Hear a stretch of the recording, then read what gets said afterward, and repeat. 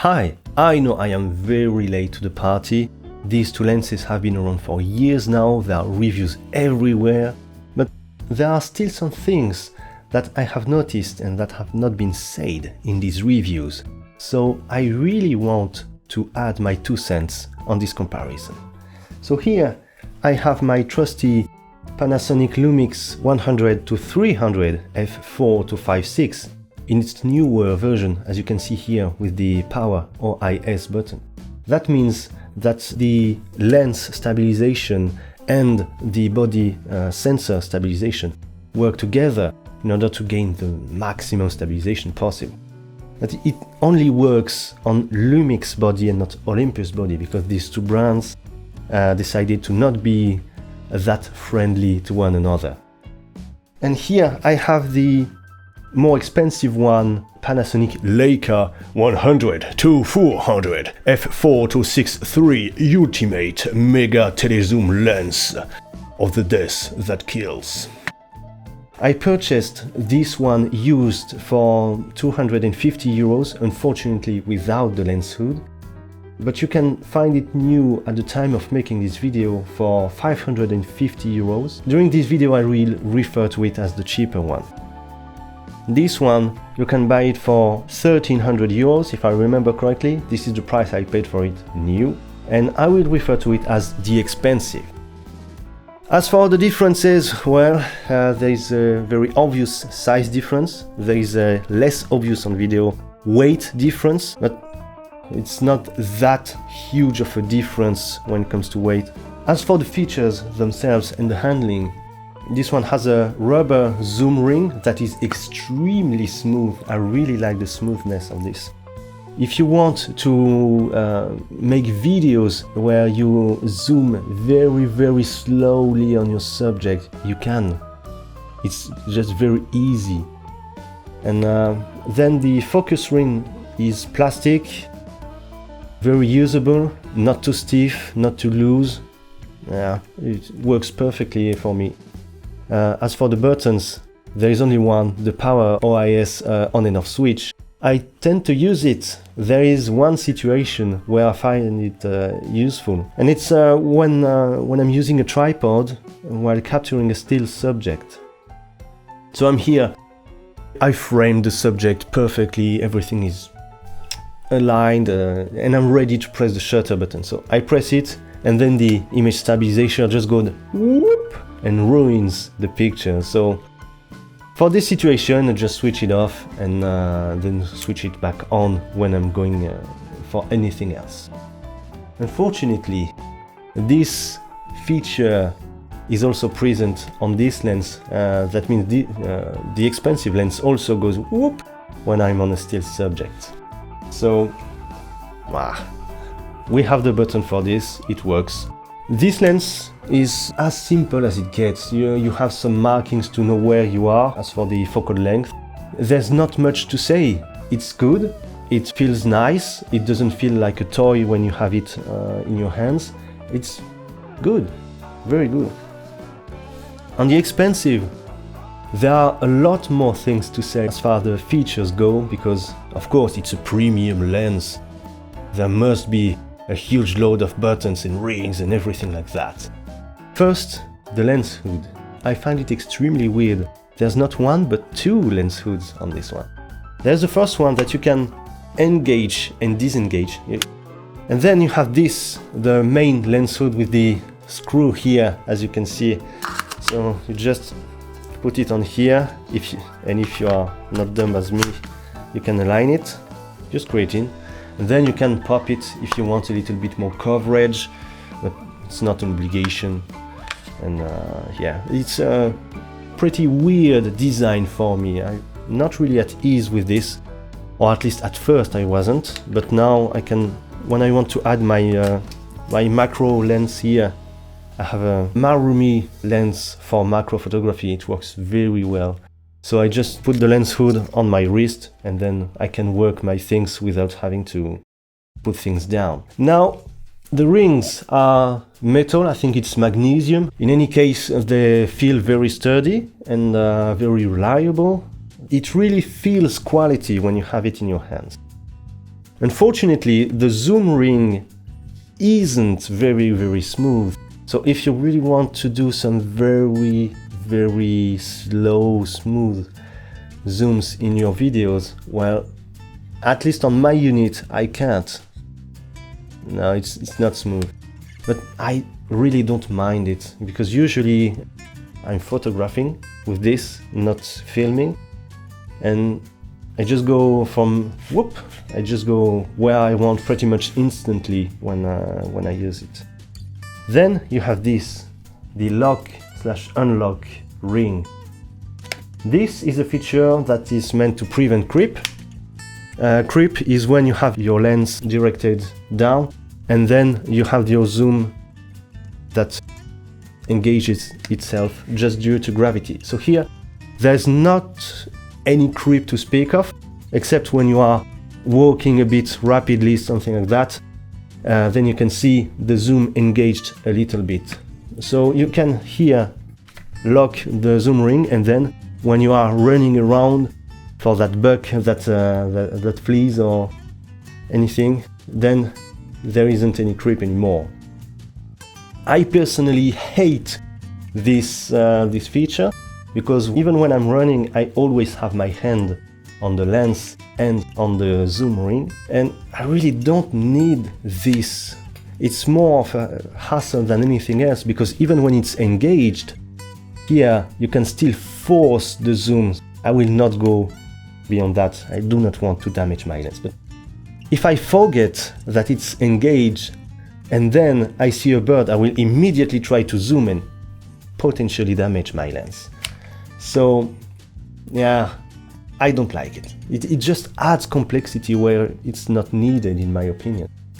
If some of you have use for it, then perfect, but for me at least it's not a good addition.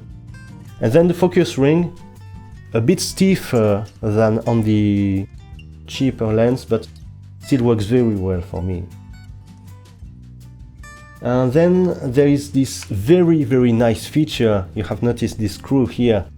You can unscrew it and go from landscape to portrait mode without any issue. And you can see here a screw mount that is for an additional mount that you can use on your tripod, because with this lens, which is almost 1 kilogram, especially when it's at full zoom, it's very front heavy. So you really want to advance your center of gravity on your tripod. It's a very nice feature. And this landscape to portrait mode, I love it.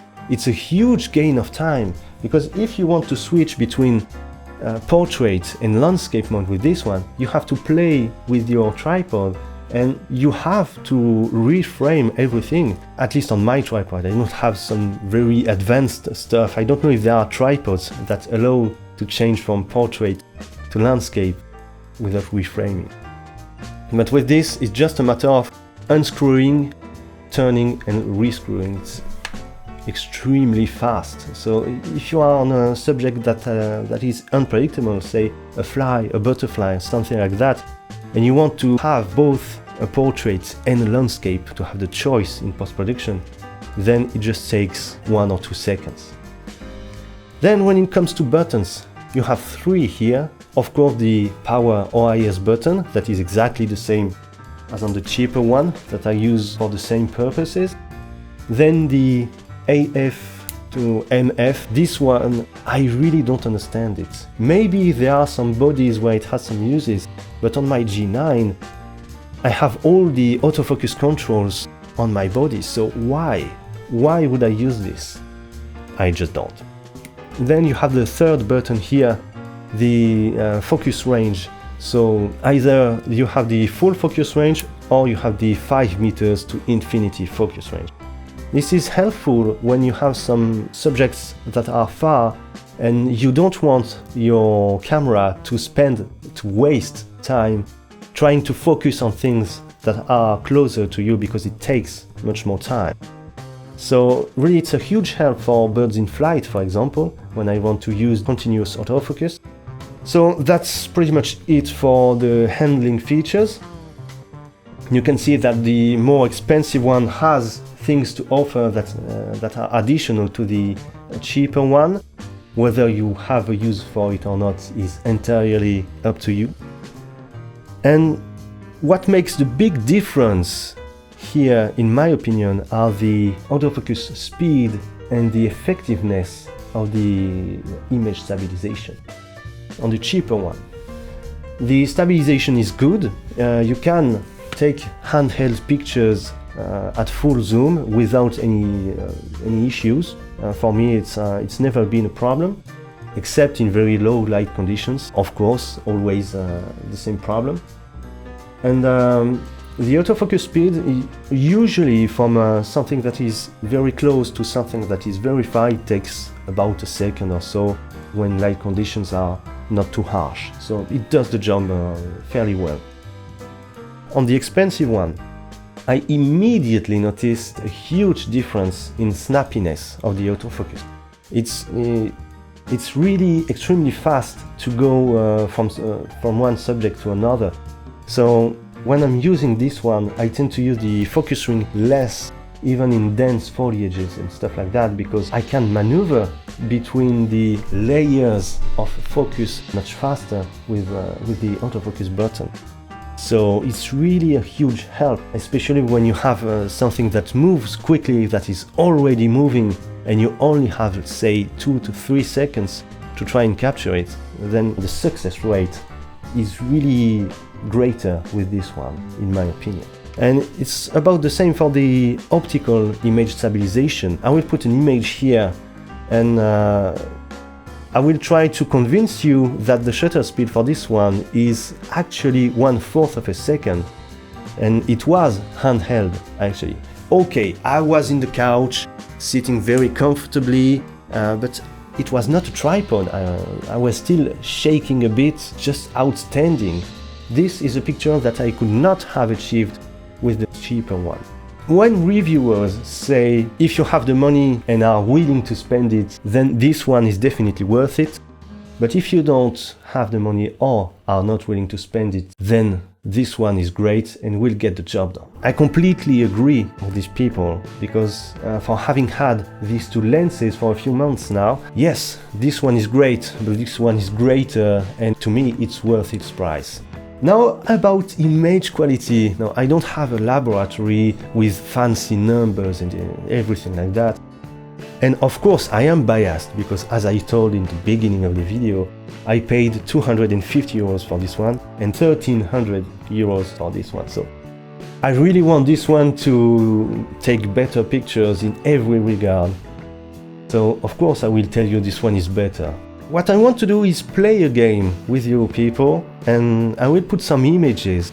Some have been taken with this lens, the cheaper one, and some have been taken with this one, the more expensive. And I will let you try and guess which image comes from which lens, and we will see if there is really a difference in final image quality between these two lenses. I will not give you any EXIF data, shutter speed, aperture, etc, etc. I just want you to look at the image and try and tell me if it comes from the cheaper one or if it comes from the more expensive one.